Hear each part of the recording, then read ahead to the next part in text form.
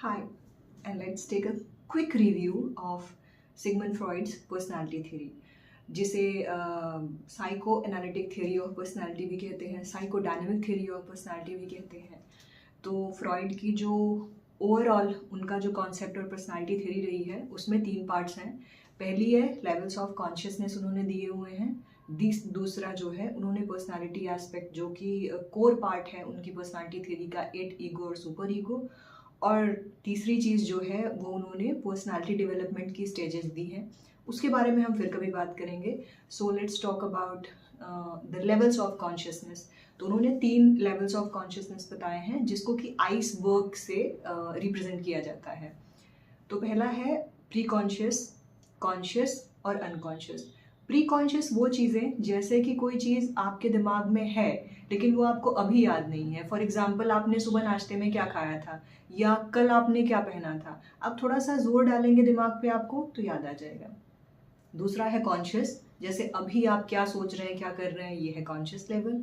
और अनकॉन्शियस जो deep down हमारी मेमोरीज में होती हैं, जो कि जिसके बारे में हम कंप्लीटली अनअवेयर होते हैं। तो ये है लेवल्स ऑफ कॉन्शियसनेस जो कि सिगमंड फ्रॉइड ने दिए हैं।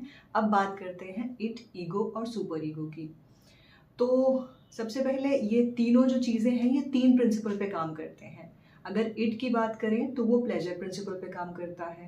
कहने का मतलब है इट जो है वो ऐसी मेंटालिटी रखता है कि उसको अपना, इट्स जस्ट प्लेजर सीकिंग। जैसे किड्स, उनको कोई चीज़ नहीं मिलती तो वो रोना स्टार्ट कर देते हैं, कुछ भी चाहिए, they don't care about what is socially appropriate और इनअप्रोप्रिएट। ईगो को थोड़ी देर के लिए छोड़ते हैं, सुपर ईगो के बारे में बात करते हैं।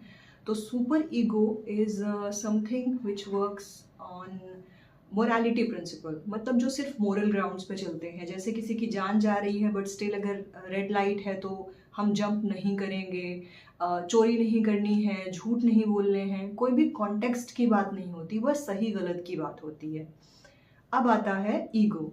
ईगो इज समथिंग जो इन दोनों के बीच में बैलेंस क्रिएट करता है, क्योंकि ईगो रन करता है रियलिटी प्रिंसिपल पे। For example, of course signal तोड़ना जो है वो मोरली गलत है, but if something sorry someone is dying in the vehicle, आप जाओगे आगे, बिकॉज जिंदगी बचानी ज़्यादा ज़रूरी है।